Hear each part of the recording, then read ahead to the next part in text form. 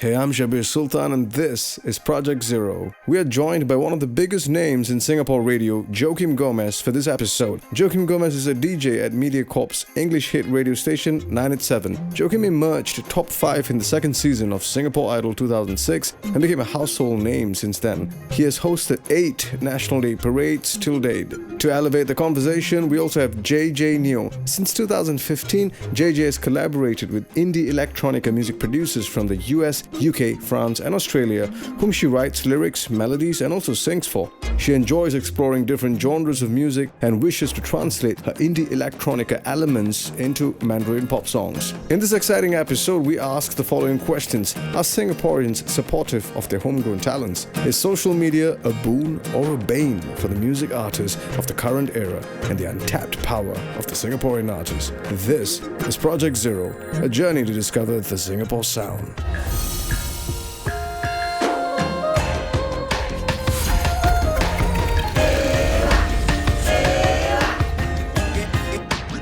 All right, Joakim and JJ, thank you so much. Welcome to the show. Hello, thanks for having us. Thank you very much. I feel, again, I don't think we need to tell the story on how we met, right? Because you're my secondary schoolmate. It's been told to the death. Yeah, one too many I know. times Wait, I already. didn't know this. He's my secondary schoolmate. But I think today is the day we actually tell it. Okay, fine.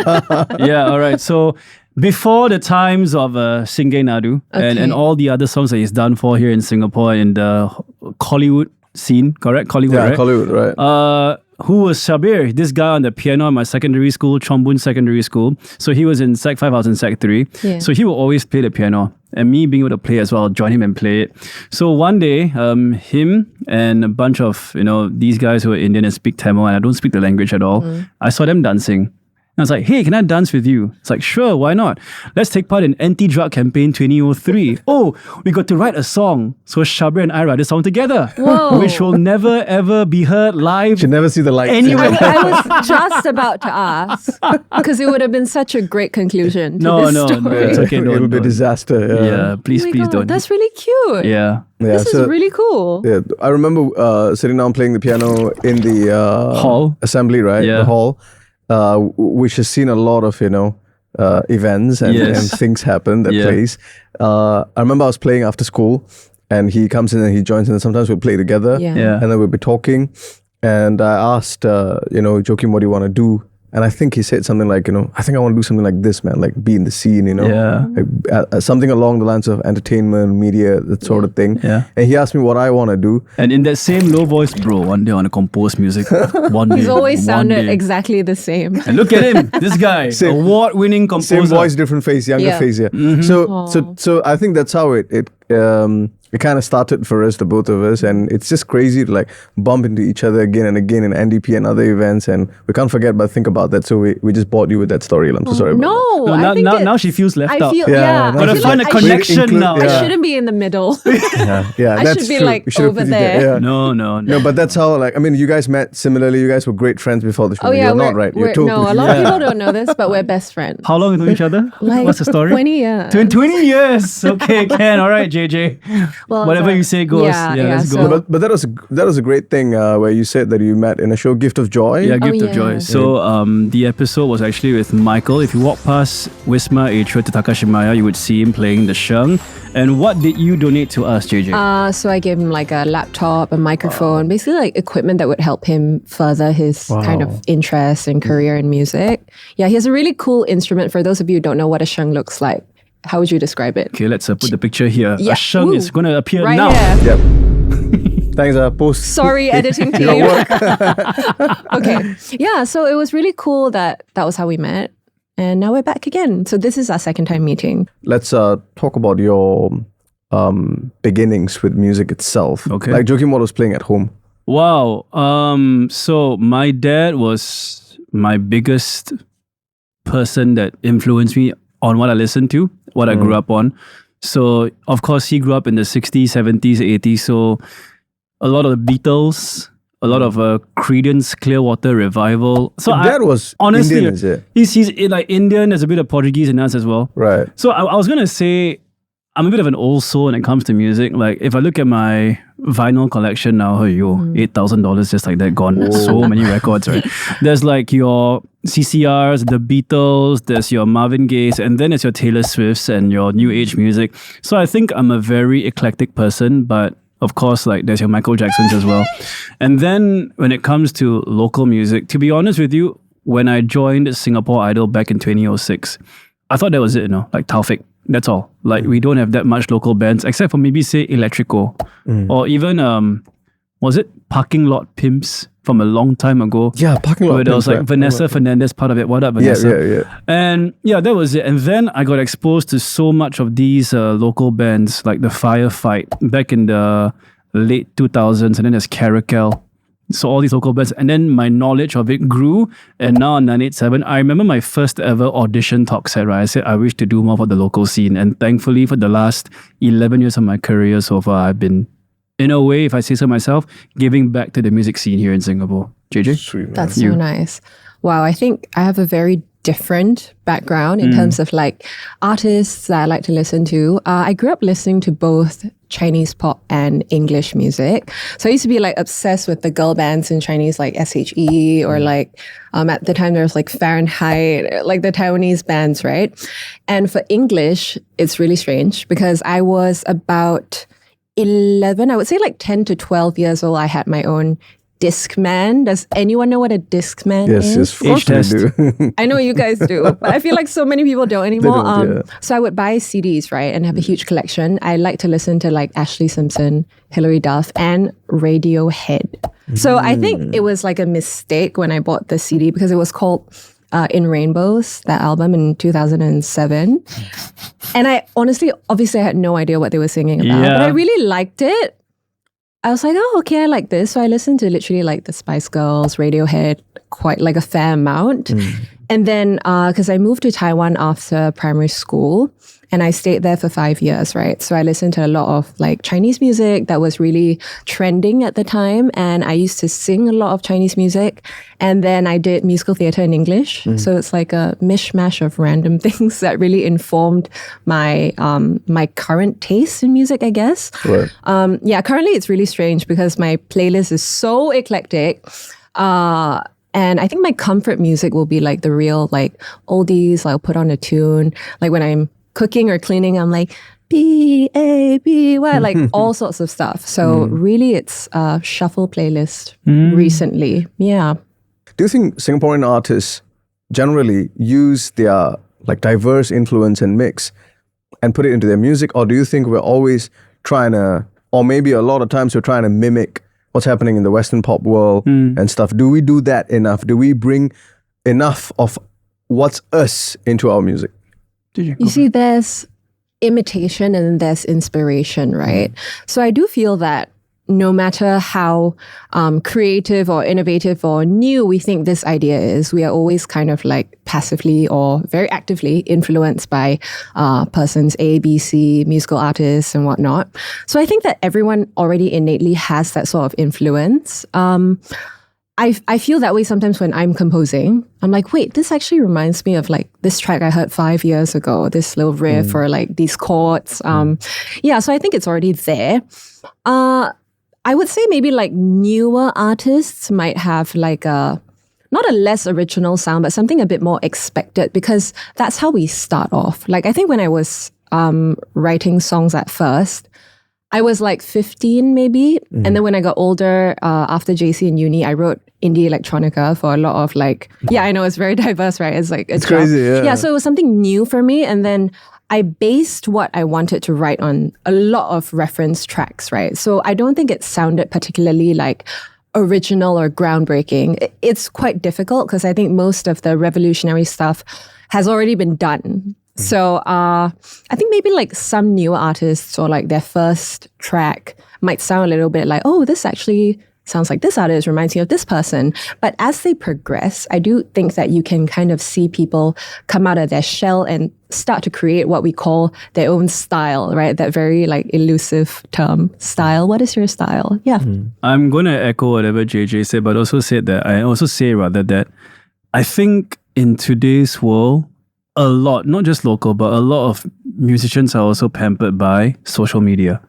That's one of the ultimate tools you can have to market yourself. Like I mean, maybe Instagram was a little bit tough because it depends on who follows you, right? Yeah.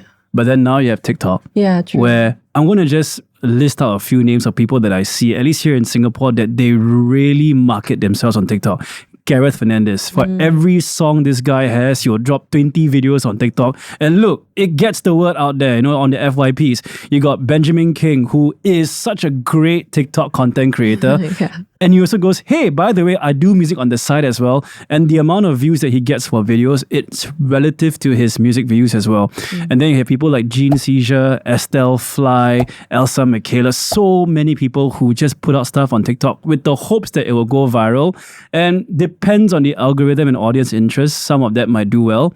And then you take that and also look at Shaza's story. That one video with Crash Adams, and it catapulted her into like superstardom here in Singapore now. I think she's doing very well. So it's also, 20 years ago, 10 years ago, you might not have had such a platform or a tool to market yourself. But now everything you need is there. It depends on how hard you want to work, how hard you want to hustle and get out there. You might not get success for every video or every song you put out, but don't give up. And usually for your first song, when you're still young in the game and you're still discovering yourself, it might be a bit of a hit and miss. But I always like artists when they release their second or third album onwards, because that's where I feel, okay, we got something with the first one, let's work on it and build more. Yeah. And they get better and better and better each time. Which is a great point, because these resources were not available when we started out. Yeah. Exactly. I started in 2005 and I have CDs, okay? I've got CD albums that I released. Nice. I didn't believe it. I got 2. Yeah. Yeah. And at that point, it was crazy. But there are also some things which are a bit more detailed that I'd like to point out, which is you used to have a captive audience before who will be with you for a long time, because media wasn't so, polyphonic in that sense. It was one media and everybody was watching one. Pretty much everyone is kind of tuned in. But now you've got many, many, many options, which brings us to the danger where, there's always a blessing and there's a bane, and there's a bane and there's a boon, When it comes to social media, you can reach out to a lot of people really quickly. But then again, in order to reach out to people really quickly, you have to start doing content that people like. And when you keep doing content that people like, you may not end up liking what you're doing after a point, because you feel a little, because we're artists at the end of the day. Yeah. There was a time, Miles Davis and, Quincy Jones and all that, so many great artists. There was a time where artists were tastemakers and they were leading, the charge, and audience would follow. But now, audience have taken control because social media is so democratic and everybody has got the power to give you a like and a comment and a share. It's changed in many, many ways where audience are dictating what they want and artists are, unfortunately sometimes put in a position to pander, to peddle, to give them what they want, to kind of keep the streams up, to kind of keep the, numbers up, and to play the algorithm game. I think that in today's world, there needs to be quite an equal balance of both, because we have to be realistic, right? Back to that whole topic about music and like making money. No job is easy, especially not a job where you have to kind of like balance the idea of pleasing the audience and relating to them, but also not sacrificing like what you believe in. It's very difficult. Yeah. Like I think everyone struggles with that, and everyone may be accused of like being someone they're not, just because maybe they're trying something different. Sometimes it's just that simple. Like, I mean, Taylor Swift is a great example, right? She always talks about how like, in this album, she writes about her heartbreak. Then they're like, oh no, it's like not country enough. Then her next album, it's more country, but she's writing about something else. They're like, oh, I thought your brand was writing about heartache, blah, blah, blah. So it's tricky. I mean, we simultaneously want an artist to be this same person, but we also want them to change. So it's very paradoxical. Like, I believe there are some people that are successful and like manage to maintain that kind of, someone like Jay Chou. You listen to his music, you're like, yeah, that is his style, but it has completely changed as well. So there are people that manage to kind of balance that, but I don't think it's necessary for each artist to want to like achieve something like that, because it's real. Sometimes like the person that I was 10 years ago is just not who I am today.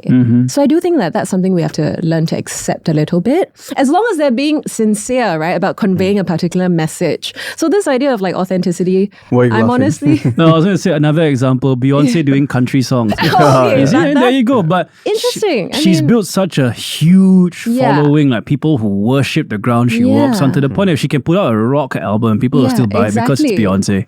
Yeah, but it's not because she's like, oh, let me try and take over the rock scene. Yeah. She's just exploring something she's probably been interested in or like inspired by. So I do think that, you know, the whole idea of art is just expression and creativity and space. So we should have faith to not doubt authenticity. You have to believe that that is what this artist is just wanting to show everyone and share with everyone, right? I mean, unless obviously it's like blatantly you feel like, oh no, there's a gun to their head, they have to release this album. But I think it's quite rare nowadays, people with a huge following, because it's social media, right? They share so much of their lives, their upcoming tracks and whatnot. They can't really like put up this front for too long anymore. So I do think there's a lot of heart in everything that they put out. Yeah. So that's a great point. Beyonce exploring country and even moving into rock, you know, if it happens, there is still something very American about that, because country music is very American in that sense, and how the black culture and you know, the genealogy, if you trace, rock has its roots through blues, and you know, it's all interconnected in that sense. They're still doing something which is very authentic to where they come from, and that brings us to the next point, right? Which is, are we doing things which is completely authentic to us now as personalities? They are authentic. Correct? And I'm not saying it from a place of I've done it, I've not done it, but it's more for exploration, you know, for us to have that discussion. As a personality, I'm very authentic to myself. But when I listen to my own music and many of the music, you know, that's coming from my peers, we are not aware of where we are. That means we sound very global, but we don't sound like we're specifically from Singapore, unless it's the hip-hop scene, once again, as Joakim mentioned. Hip-hop has that possibility to even include Singlish, you know, because, you know, it's got that kind of quality where it can accommodate things that feel whimsical, things that feel quirky, etc. But of course, you know, if you put Singlish into like, I don't know, Vedic metal or indie rock, it's gonna be like odd for sure. So Singlish, in my opinion, has got its limitations on on how you can use it and where you can use it. But outside of that, you know, when we are doing a particular genre, we're always thinking like global citizens, but rarely do we lean into the Singaporeanness. Right. But that's such an abstract thing. What is the Singaporeanness, you know? Who is the Singaporean artist? What makes the Singaporean artist different from artists around the world? I don't know why, as you were talking about that and we're talking about sounds of Singapore, right? I was thinking about Inch Chua's Letters to Ubin album, where she actually went there for inspiration. And if you were to play the entire album, you would hear like the mouse deer, you would hear all the birds and all that. And then I was just thinking, you know, what other Singapore sounds are there we could always inculcate into songs, like the Garanguni, the or the birds, you know. Even simple things like that in a pop song. People might be curious as to, why did she include that? Why did he or she include that sound? Or let's do some research about it. Or the Singapore thing, or the Singaporean artist. Because if I were to throw you back to the 60s, or was it the 70s when Shirley Nair released You Are the Boy, if you take out her vocals, you would think, it's a US or UK song, you know. It's tough when we are a country that has been influenced, but I think we have come of age where we can now put in subtle things about our nation to influence how other people listen to music from our country, and just wonder like, hey, why is there a sound of this? Okay, let's listen to it. Even a simple MRT doorbell, you can sample and put it in, and someone might ask, why this sound? Oh, let's go and do some research. So I think, again, if you are watching this, if you're like an aspiring musician, it's up to you to answer this question as well, man. When we were talking with Jean and Shaza, so Jean mentioned an idea where actually she might want to include like soundscapes, sounds really of Singapore into it. And that is, I see that as a strategy, okay, which will be very useful for us to kind of identify with the city, because think about it. When you are overseas and you hear Singlish, immediately heart starts beating a little faster, and you get a bit excited. Oh, who's You're that? like, Who's where that? are you? Yeah. Friend. So when you hear sounds of Singapore, I'm pretty sure it can bring that nostalgic quality, and also it can reconnect with home very quickly. So that's one way to do it. What are the other ways? Look, I think sonically speaking, there are a lot of creative ways we can go about incorporating like different samples, right? But when it comes to maybe like the message of your song or like the lyrics, you could have like some very specific like Easter eggs. I don't know. Maybe like when you're talking about like meeting up, it's like, oh, you meet up at like whatever, like you name the block number or whatever it is, right? Something quite maybe personal to the composer. But apart from that, I do think that it is a bit of a struggle because sometimes when I'm writing music and I know that, okay, it's going to be sent to like a label in the UK, I will just not go in with too many ideas. I feel like I can come up with something quite palatable, quite easy to accept, quite catchy, because that's what they want. But if I'm writing like my own music or I'm writing with another local singer, I do find that we have the kind of habit of wanting to make it a little bit more special. We don't want to have a particular, for example, like Mando pop, right? There's always like very classic 4-chord progressions. We always steer clear of that. Basically, if we hear that from a producer, we're like, what are you doing? No, we don't want that. But we're making a pop song. So I do find that there are other ways we are trying to creatively make something that sounds unique to this local artist. But I do think it's very difficult. And I don't think that there's a particular solution that's very straightforward that we can say, let's just sample this and put it in. Because when you stack all your stems and everything and the track comes out, ultimately you want the audience to be able to listen to like the melody, the hook, which is the focus for Mandarin music, right? And I think that that kind of unique part can be a little bit abstract. It can be lost in the process actually, because I think that our focus right now is putting out more local music, more tracks in general. So to have to like want to be, very, very unique and add some things, like we would have little Easter eggs that maybe the more keen listener would be able to pick out. But apart from that, I feel like it's really hard because we need a bigger platform for our music. We need to put out more tracks. We need more local music first. And that's the thing, the brutality of the pop music industry, and also, I come from the film score industry as well. The question is, can you give a hit? Not about, I think people care about your authenticity less unless it's going to help you give a hit. And that's the biggest challenge for us. And because we have a very small market, we're constantly looking at the world. Then if you're constantly looking at the world, then you're also asking, what does the world want? And when the moment you ask the question, then who's taking the backseat? You. Because you're putting audience in front of, your authentic expression. And as what JJ pointed out, we're constantly mediating between these things. Like what could sell and what I want to do. Maybe can I do one that would sell, and can I do the next one as what I want to do? Can I mix it a little bit? Can I do a little bit of both? And I guess it's a very real struggle that an artist goes through, and a Singaporean artist goes through that a lot because we have a very small market. We come from a very small country, and the closest we look at is Malaysia.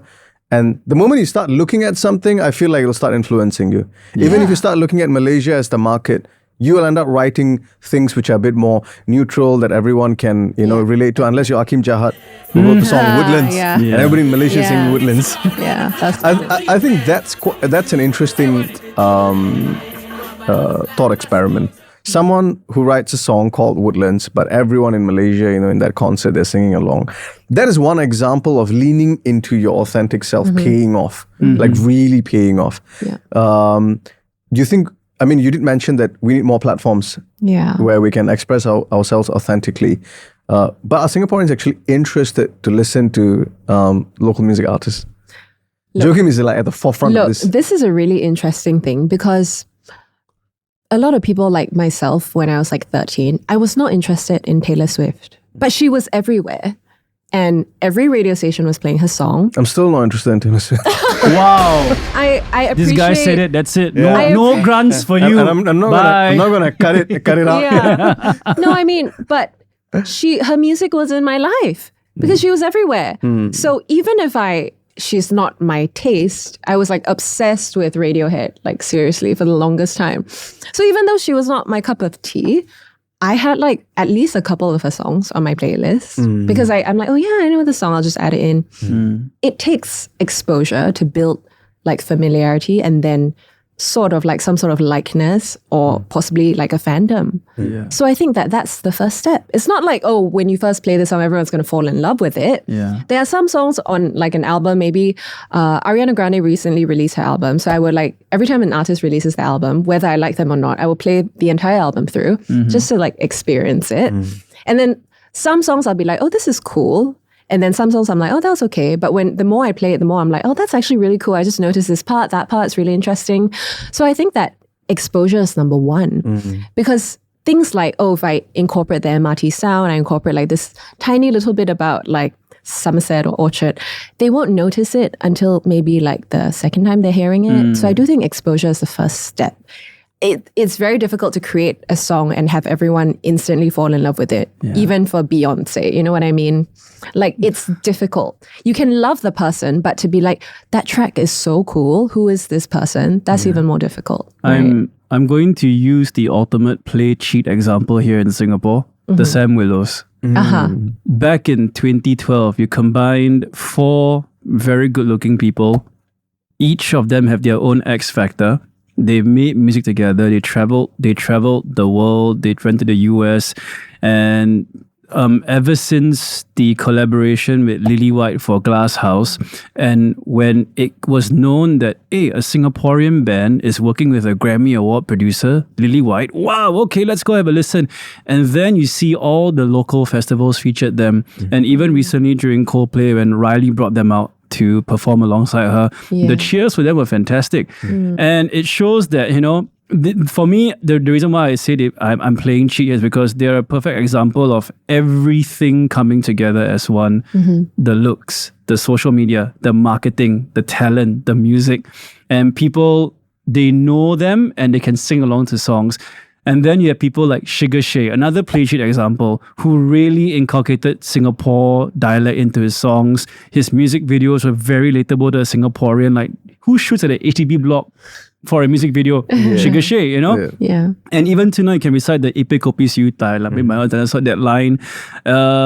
Young Raja as well, another guy that's so out of this world, so wacky, but he keeps his Singaporeanness in it. So again, these are play cheat examples. There are others who are just waiting to break that glass ceiling. So again, social media is at your disposal. People like Drew Chen could use a bigger spotlight. He's a great singer. Marian Carmel, Renee, there's so many local artists just waiting for that. Okay, let's have you for our brand, or let's have you to perform for this. And once they break the glass ceiling, audience will build. And I think definitely there'll be a following. And yeah, I believe in the goodness of Singaporean audience where they want to hear what our own has to offer. But the problem is, and again, I might get in trouble for this, sometimes what our own has to offer, it's not music, it's just imagery.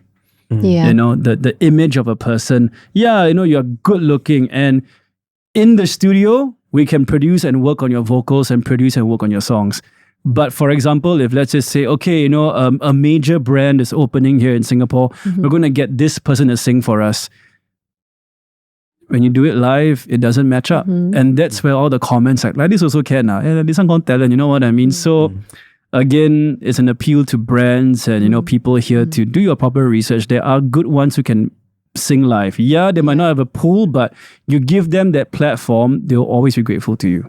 I've encountered so many situations, witnessed a lot of situations where that has happened. They went for someone with a following over like talent.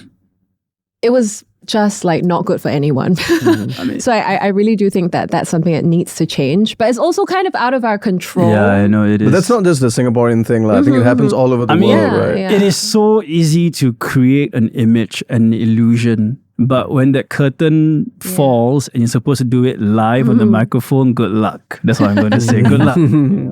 When we say Singapore sound, who is that artist that comes to your mind? There's one artist who has incorporated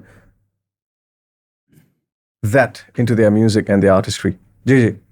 I was going to say Inch because of that album, Letters to Ubin. Like, until today, it has a really, really created a very strong impression.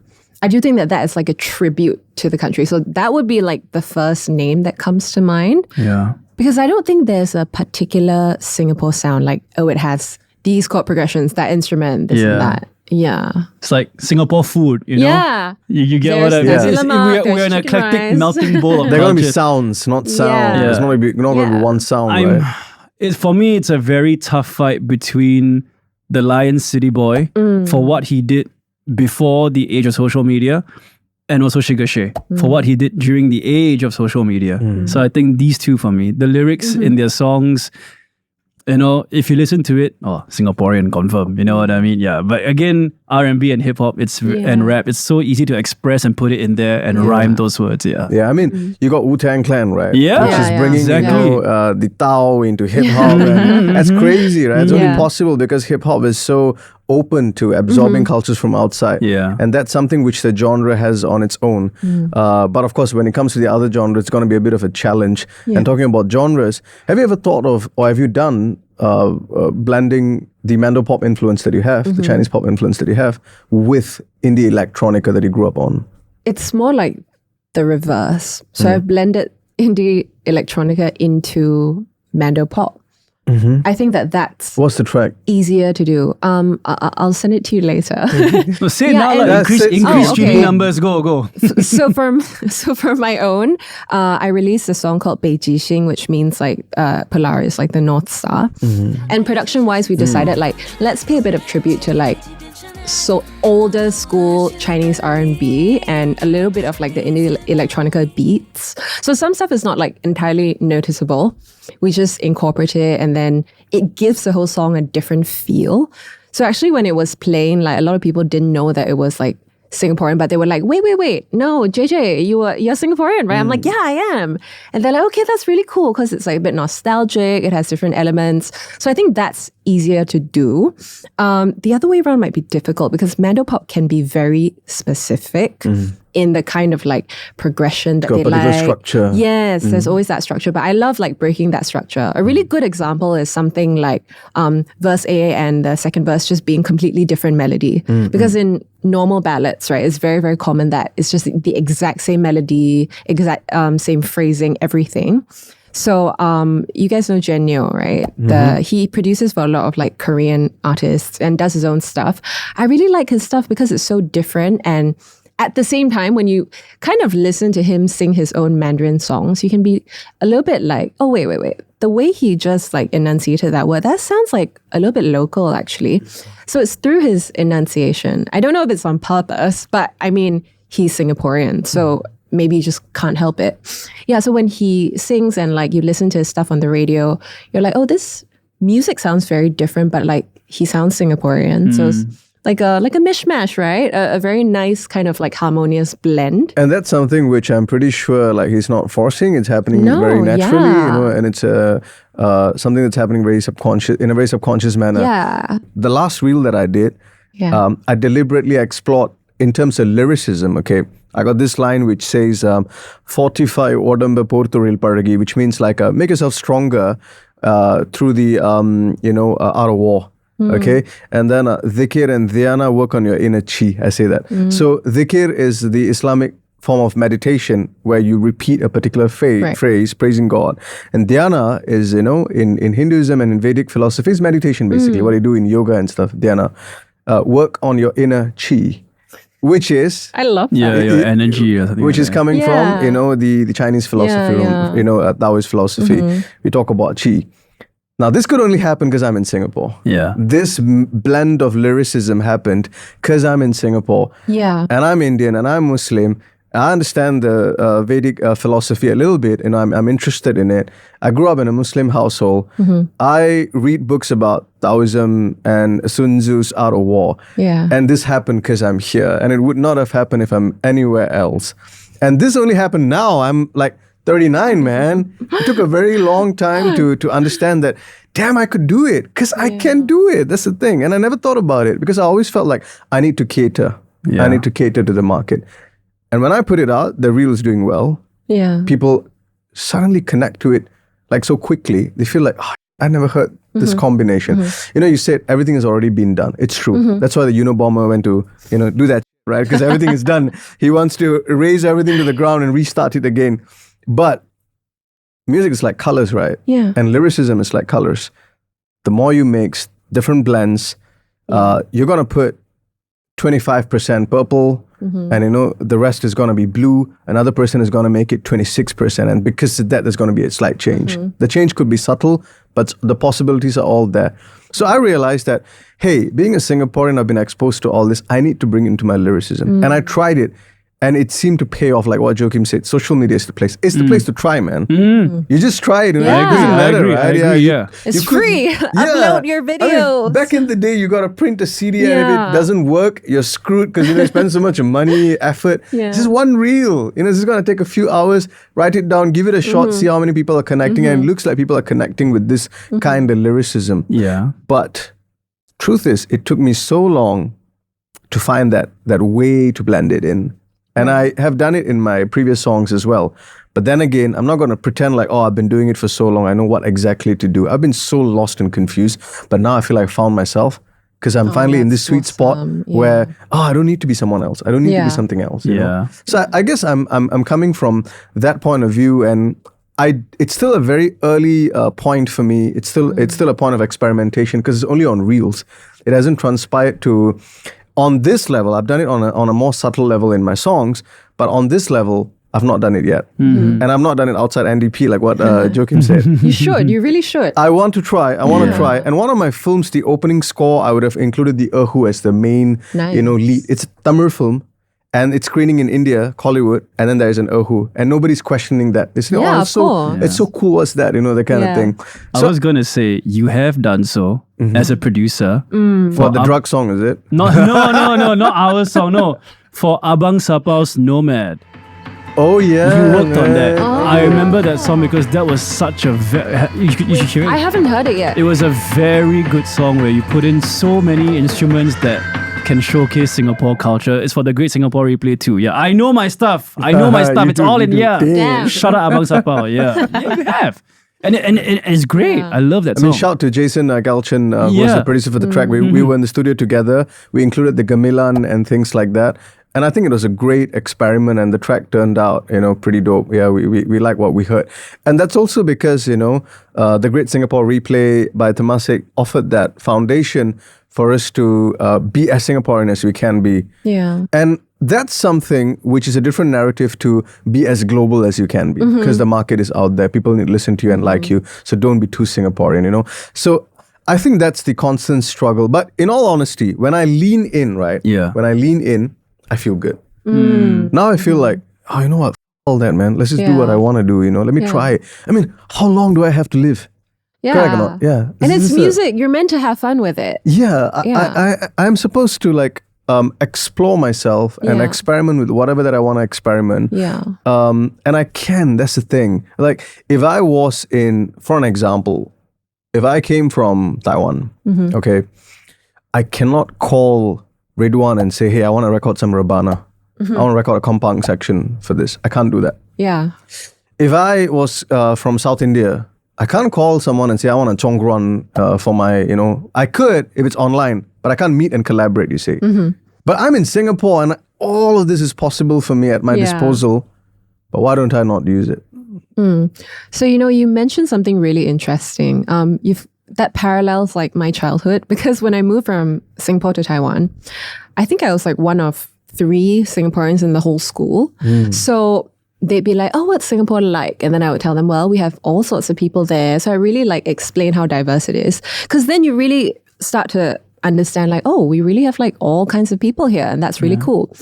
And when I would speak in Chinese, they would tell me, because my Chinese is pretty fluent. I'm quite bilingual. I grew up in a very bilingual household. So my Mandarin was good for examination, but my accent would be a little bit different, okay? And over time, I would pick up some of the accents. I mean, when I go on the street, I buy dinner, it's very local, right? So when I would come back to Singapore, then I would face a different crowd. Like, are you Singaporean? I'm like, yeah, I am. I live in Taiwan. So I would go through that where when I was there, I feel like I need to preserve my Singaporean identity, but I need to blend in with the locals. Yeah. Then when I'm here, I need to try so hard to be like, no, I am local. I just moved there for a while, right? So then when I was doing music in both places, when I was in Taiwan, I was a lot younger. So it was mainly like musical theater and English in school. And then I would have like Mandarin vocal lessons over my summer holidays, right? I would have to just try my best to be myself. So I wouldn't try to sound like my other, like more Canadian or wherever, like classmates, right? I would just, have to really be forced to have that very conscious action of like holding on to my own accent, holding on to my own voice. And then in Mandarin as well. And then my teacher would always tell me something amazing. She would say, you know what? You're different. You're not Taiwanese, right? So when you're writing songs, like if you want to use a little bit of English, like it makes sense. That's where you're from. And I do realize that nowadays when I'm writing Mandarin songs, a lot of the Singaporean artists or producers I work with are like, we're trying to come up with maybe like 3 words. And then some of them will be like, how about we use like, this English word? And we're like, yeah, that works. And it makes total sense. If I were writing for like a Taiwanese singer or a Chinese singer, that would be a little bit more either frowned upon or like not favored. Yeah. Just because it's like unnatural for them. But it's really natural that we speak in like, so many languages. Right. And it takes time for this change to happen. Yeah, something it does. within your chemistry needs to change. Exactly. And suddenly you feel a bit more confident to put these things in, right? But then you realize that blending is so natural for us that now when you're doing it, you feel like you're completely in your own element and it makes so much sense. Right? On the story of blending, I don't know why. I feel like I'm just plucking out stories that I remember from my teenage years and just telling it to you. Stephanie's son. There's a President Star charity that I remember about her, where it was back then. It was still the late Mr. S. Then he was the president of Singapore. So I think Stephanie told this story where I was deciding what song should I use for the president because he's Indian and all that. So I thought, hey, I want to use like a song that has a lot of drumming, like it's very Indian culture. The song escapes me, the title escapes me, but it goes like dun dun dun dun dun dun dun dun. It's like that. And then she told that story. I went, oh wow, I think people appreciate that. And that song till now, even though I don't know the title, is still stuck in my head because of that one story. And then another popular singer from Singapore that made it in Taiwan, Kelly Pan, Kelly. She sampled Shakalaka Baby, which is a Tamil song. If you think about it, she sampled that in her own song into Mandarin. So I think it's nice. It's great. You know? I think if more stories like these exist, what is a Singapore sound? I don't know. Multicultural, eclectic. It's a nice blend. It's a nice mix. I love that. And the stories that you said about Stephanie and Kelly, we need more stories like that. Of course, right? Like we need more of what JJ is doing. We need more of that to come out. Hopefully what I'm doing in Reels, gets released on Spotify as well. And it's part of my artistry. And just like how we, as individual artists, there are 2 things happening here. Number one is it takes time for us to lean into our own authentic, not personality per se, but identity, I would say. Because our identity is a mix of ethnicity, language, culture, and nationality. And it's always a little complex for the Singaporean to kind of grasp that. It's so intangible. It's constantly changing. And we are a nation of migrants, we were, and even now we have an influx of, people coming in and going out. And cities which are transit cities always have a bit of an issue with identity, what the city is all about. And if it impacts the city, it impacts the people. So I think, and if it impacts the people, artists are a reflection of society, and the art is a reflection of society. So it's going to impact the art as well. Do you think we could have more platforms which allows us to explore our identity and become more authentic? And if you could think of some ideas, please share it with us right now. Wow.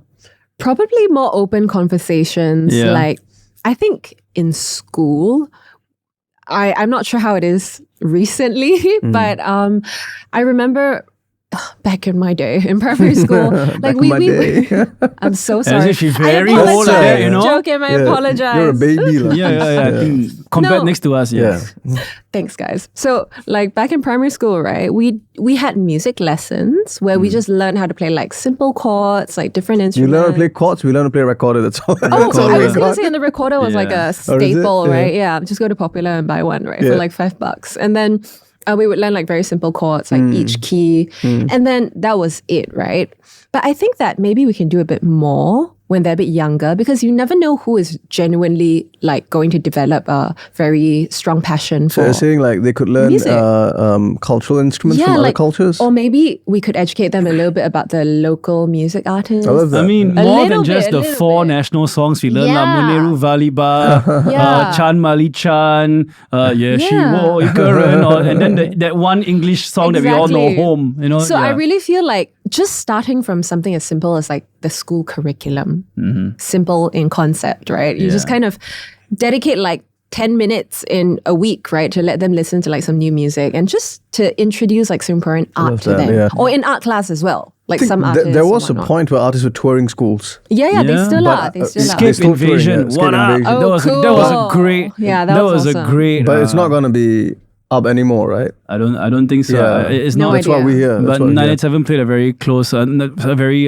small role, I would think. So we were the MCs, and then the bands would go. And again, I always tell Lion City Boy this. That's the first time I heard his hype guy, Mr. Boo. He made the word Hougang sound so cool. Like, Hougang, you stand up. I was like, God, that's awesome. all right, man, I'm going to stand up even though I'm a Bishan boy. Just kidding, yeah. I was going to say, and forgive my language. Man, I'm from Hougang, you know. Oh, okay. Oh, nice. Stand up, then I'm kidding. Yeah. It's an ultimate wet dream of mine for 987 to have the same weight that iHeartRadio has in the US to throw a local festival. Like a yearly local festival, Fort Canning Park or somewhere indoors in case of rain and all that. Local food trucks on the left, stage on the right.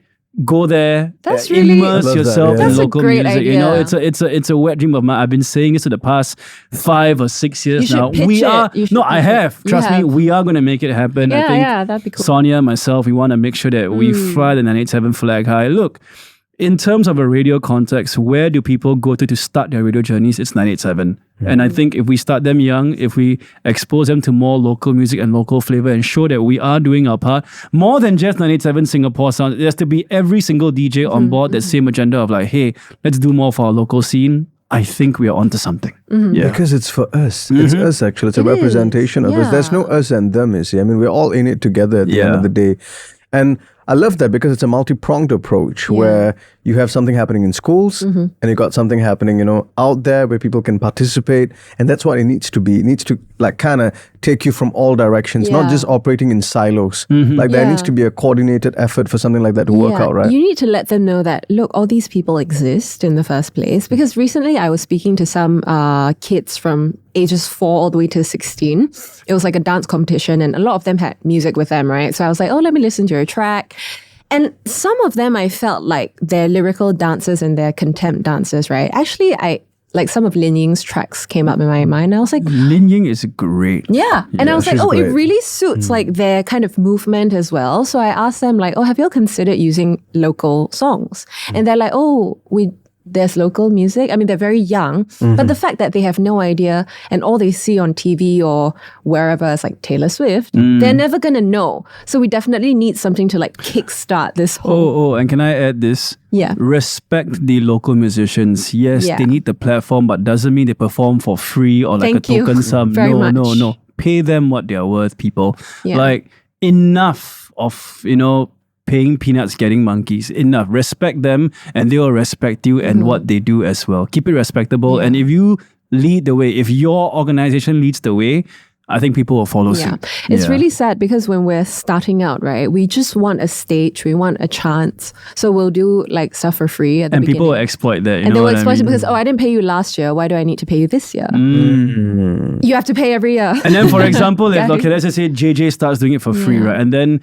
she gets a name, and then I want to start charging you. Oh, JJ's arrogant. Sorry, I don't want to hire JJ. Very expensive. That's Don't toxic, do that, man. guys. Yeah, don't. but I mean, it's really strange because it's such a personal thing. You're representing your brand and you as a person, like a human being, right? Flesh and blood. So if they say something bad about you and you don't want them to say something bad about you, you'll just do it anyway. I think that we should just like get rid of that notion for a lot of young artists. Like know your worth, because if you were to work anywhere else, can they make you work for free? Yeah, no. for sure. It is literally against the law.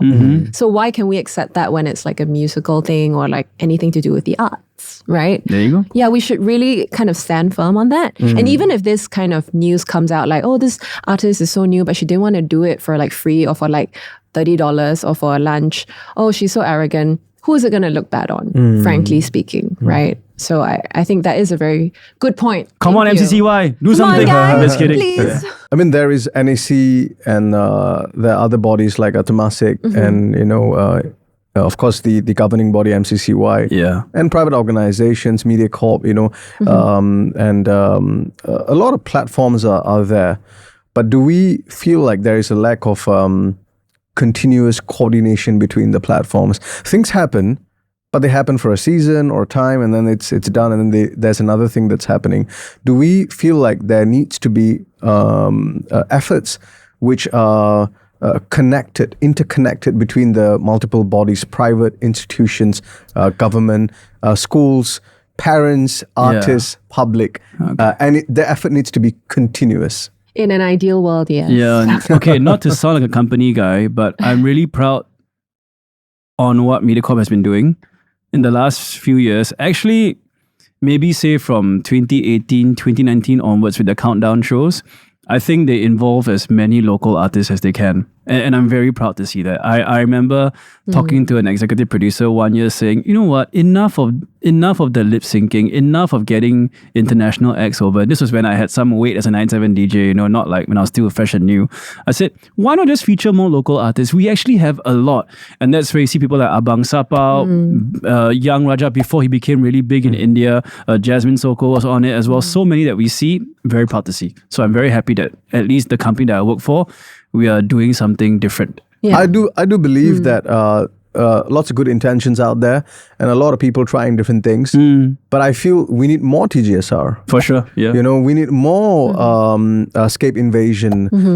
We need more noise mentorship program. The only challenge is because the music industry is disruptive. Yeah. It gets disrupted again and again and again, And when you create programs, it doesn't go well with disruption because programs are meant to stay. They're meant to be solid, but disruption does the opposite. And what we need are programs which are constantly changing and responding to the disruptions of the music industry. And everybody needs to see that it's worth changing constantly despite the disruption. Because at the end of the day, like 100 years from now, people are not going to talk about our military might or what kind of skyscrapers we had. But they're going to talk about what kind of culture we produced, what kind of art we produced. That's the mark of a civilization, you see. And I feel like that's the same for a country as well. I think it's important to have good artists and allow artists to have platforms which can allow them to soar. Joakim, I know you got something to say. I was going to say, we also need to do our best to ensure there's audience support. No point having a great show, a great concept, but your YouTube viewership only be like 200 or 300 viewers. It'll be very sad. So, I mean, it doesn't mean boost your video to there's no tomorrow.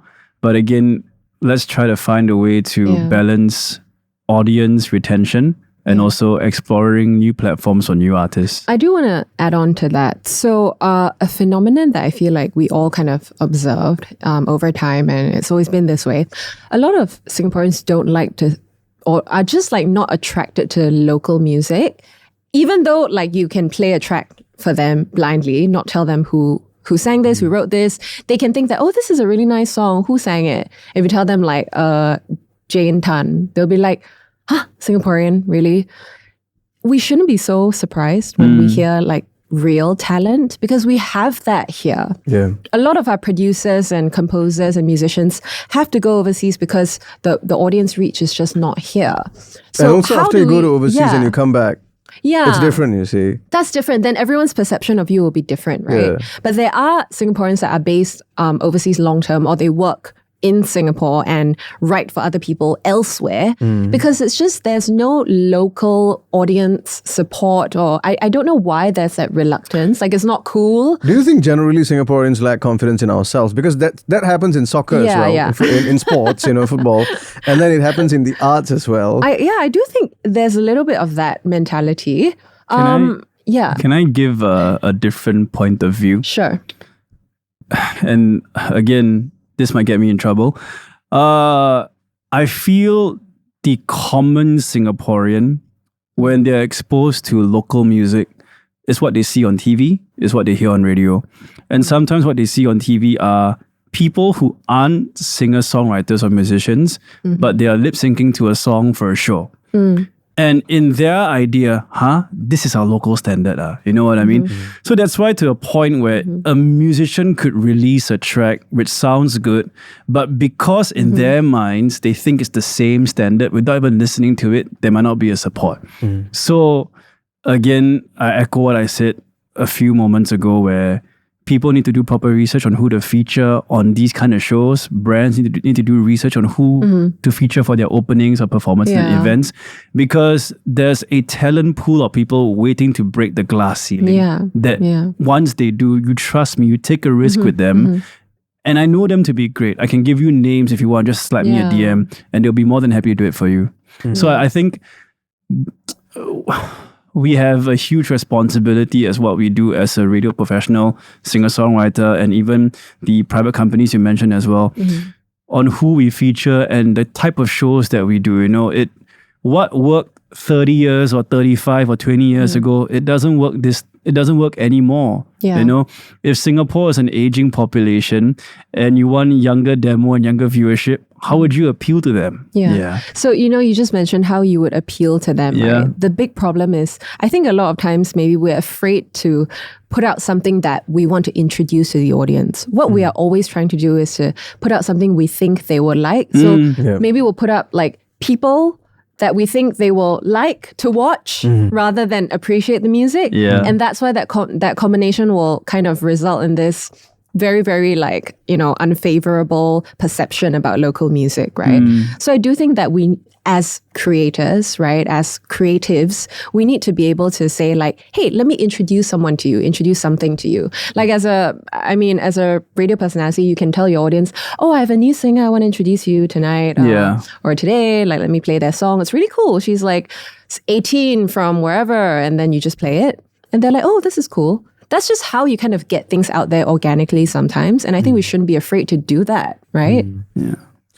You guys on radio, when you play songs, right? From the time you started and years down, has there been a change of the number of local songs you play? Yes, I think. I'm sure he has. Yeah, I think I've. Okay, I'm going to be honest with you. Sometimes to kill time on radio, I might add a local song in it. You know, like for example, if there's 3 minutes of talk time, and usually it happens when I'm solo or if Sonia's away, I'll be like, oh, okay, I got 3 minutes. Okay, local song, go in now. You know, I'll try to put in as many local touches here and there. For the years 2014 to 2016, I helmed 987 Home, where I invited local artists to come and play in the old Mediacorp studio where it was bigger and all that. There was a show on Saturday from 5 to 6 p.m. And then now, 987, we're working with Indigo. So for Natasha, she pairs up with Omar Kenobi. For me, I pair up with Krista Joy, where Omar and Krista Joy brings in a list of songs that they feature on Indigo, and we play it here on 987. So that's a concept we're going to work on, and hopefully we can fine-tune it, polish it to have a proper sounding show. That's great, yeah. So I think in terms of local artists, yes, there's been an increase for sure. The thing is now balancing it with your international artists, of course. So I think, again, 20, 30 years ago, it might be unheard of, but now I'm happy to see. I'm a huge advocate of culture. I'm a huge advocate of understanding your own culture and the language that you speak, or your heritage, your roots, being proud of it. Not to create divisions, but rather to create more collaborations. Because when you understand yourself, you'll understand people better. They say like you got to love yourself to love someone else, right? So, and part of self-love, the process of self-love, is actually knowing who you are, where you came from, and all these things. You see, I sometimes feel, and I've had this before, that we as Singaporeans, sometimes we don't lean into that part of us as much, simply because we want to be seen as more global and we want to be more accepted. But I do feel like that is a secret recipe for us to change the game in time to come, with all these, amazing artists bursting into the scene. And I feel like the next generation is asking those questions more.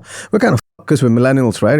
Like the boomers tell us to do one thing, which is work, conform. And then, the next generation, which is Gen Z, is like, Gen Z, right? Yeah, Gen Z. Gen Z is like, screw all of you, we're going to do it our way. And then we're like, in between, you're not millennial, you're Gen Z. I'm a millennial. Oh, you're a millennial. Yeah. She's at the cusp end of the millennial. Not that cuspy. We are like royally... we are millennials. Yeah. I recently experienced a bit of that. Yeah, I felt it. You do, right? Because we are in between two very different psychological, mindsets, you see. Yeah. We are between two very different kind of demographic. One says conform, keep your head down, keep going, don't ask too many questions.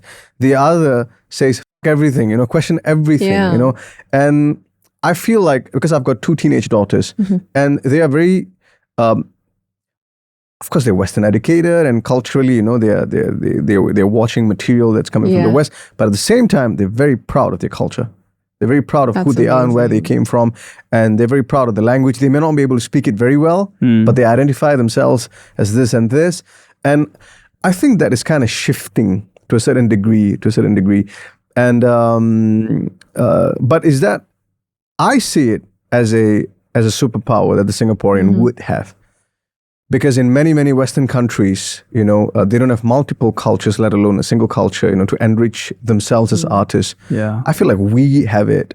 Yeah. What do you think about that? And you can disagree with me. You see, I think the confidence that you feel like in possessing so many different maybe cultural elements in your life, right? And just like growing up in such a colorful country, as a kid, that might make them feel a bit insecure because they might feel like they're struggling to find who they are. They're not really sure what it means to embrace diversity. They're like, what is that? What is diversity? Is it black? Is it white? Like, what is it, right? What color is it? They don't know.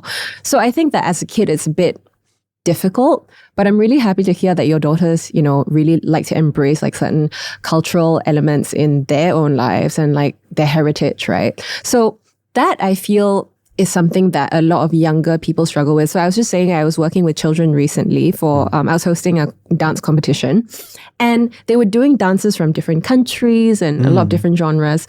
So I asked them like, do you want to do this professionally? There's a huge variety, like different kids from different backgrounds. Some of them were like, oh, actually, my mom sent me for class and like I'm decent, so I'm here. Yeah. Some of them are like, I love this. I love experiencing like different cultures through dance and whatnot. And they're a bit older. The younger ones that really genuinely love it, they're not too sure like what they're expressing. They just know like, okay, for this music, I have to act this way. For this action, I have to look happy or look sad. But the older ones are like, oh, this is really cool. Like in whichever country they did this like before dinner, every night, whatnot. So I always found that like maybe when you get older, you can understand what it means to embrace diversity a bit better. Because when we're younger, we can understand the concept, but we don't know how to like live out this concept, right? We haven't spoken about this in any of the episodes, which is, the finances. We're talking about the Singapore sound, but how can you think about the Singapore sound, national identity, culture, roots, heritage, when you are like behind rent? The Singapore sound, our wallets. Our little shillings flying around. I don't know, man. I'm just kidding. Yeah. So I think that is definitely a very important thing to talk about, where as an artist, let's not forget that the days of major labels is already gone. It's past us, and we are all kind of, indie. Even major labels are finding ways to operate like indie labels as well. They are fragmentizing and they are compartmentalizing in different ways. So in this sense, it's very important for the music artists or the aspiring music artists to also see themselves as business people, as entrepreneurs, where they're in charge of their own money. And I think that is a very crucial thing. I always say, like, LaSalle should teach money as well. NAFA should teach money. You came from NAFA, right? Yeah, NAFA. NAFA should teach like money as well, like how to manage money. Because when you become an artist, nobody's going to do it for you. You're going to do it yourself. That's something that a lot of people don't like to discuss. Like in the industry, it's considered finances, like a taboo subject. It's like a very taboo, like, oh, it's a social faux pas. How dare you ask, right? But it's important. It is. Let's not pretend that we all don't like need to eat and have a roof over our heads. I mean, we're not asking Zoe Tay to come and teach us. No, just get like a lawyer who's an expert at this, or a banker who can advise, future freelance artists or artists who have to manage their own finances. Just come down, give a lecture, give us a step-by-step guide on what to look out for in contracts, and we're great to go. Because I don't think that I really knew exactly Me neither. Yeah, none of us did. You kind of just jump in and figure I it go out. to YouTube and how to negotiate contracts, and every single person is telling me something different. Exactly. But it's more towards the Western market. Yeah. Not in Singapore. Nothing contextualized to Singapore. Yeah. So we should stop being so uncomfortable about it. It's very important. If you really want this to work out, it should be something you're really concerned about anyway. That's something that someone should pick up and do actually. Like a YouTube series on Instagram where you're teaching people. Someone has made it probably not like ancestral, what's that? Assets and all that. Oh, okay. Yeah. Maybe not then, Yeah. Someone who has kind of made it from scratch. I always believe that if you want something to happen, the first thing you do is bring awareness to it. Yeah, it's like, I bring this analogy like meditation. You can't say that I'm going to meditate today and sit down and focus. You can't do that. You just got to sit and be aware of your breathing, and suddenly things start happening. For sure. So if we are not aware, if we don't have a collective consciousness of what it means to be a Singaporean artist, identity, culture, roots, heritage, if we don't lean back into that, if we don't start these conversations of collaboration, cross-pollination, then I, of course, worry that the next generation may not also think about it. And I feel like we have the time, space, capacity to do it right now. And both your, insights were extremely valuable. Thank you so much, guys, for coming on the show. And any last words? I've been holding my pee for 1 hour and 45 minutes. I have to pee now. Let me give a really long conclusion. Oh no! No, but hey, you know what? It's been such an insightful discussion with JJ and Shabir as well. We have so much of ideas that people out there, if you're watching this, if this has reached your algorithm page, do something about it. We want to support you, and we need your support as well. These artists here in Singapore, they need your support. Let's love and support our own the same way we do for our international artists and celebrities. I want to talk to the young people. I think that you should try your best to incorporate art into your lives. Don't view it as like that extra class on Saturday, that like really untouchable thing that could maybe possibly one day be my job. Yeah. Start your day with a song. You can write a poem before bed. You can go and dance with your friends. Do anything you want. Just express yourself and kind of let the magic of art come to you organically and discover the beauty of it. I love that. We work to live, but we live for art. I always believe in that. Yeah. And art is a huge catharsis. And I really hope that people who are listening will, be the people to sow the seeds of the collective consciousness that we're talking about here in Project Zero. Wow, that was some gospel right there, dropped by Shabir, man. Wow. Classic. All right, I know that what's more important now is to let you pee. The restroom, yes, I know. All right, If not, the studio is you guys not gonna allow that, right? Okay, no pun intended, but peace out. Thanks, guys. Thank you. There's no one back door.